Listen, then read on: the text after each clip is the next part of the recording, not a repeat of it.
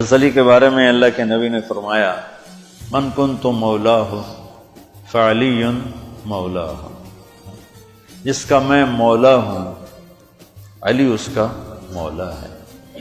اور یہاں مولا سے مراد دوست نہیں ہے، یہ ہم دوست کا ترجمہ کرتے ہیں آقا، سردار، جس کا میں سردار ہوں علی اس کے سردار ہیں۔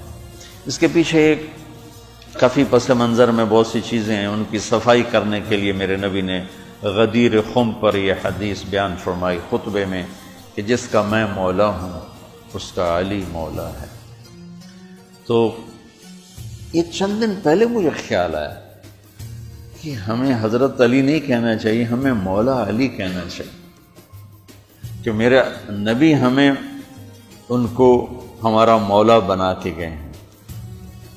ہم سمجھتے ہیں صرف یہ شیعہ کہتے ہیں مولا علی، وہ صحیح کہتے ہیں، من کنت مولاہ فعلی مولاہ۔ آپ سب کے چہروں پہ میں حیرانی دیکھ رہا ہوں، حالانکہ میں آپ کو صحیح حدیث پیش کر رہا ہوں، من کنت مولاہ فعلی مولاہ، جس کا میں مولا ہوں علی اس کا مولا ہے۔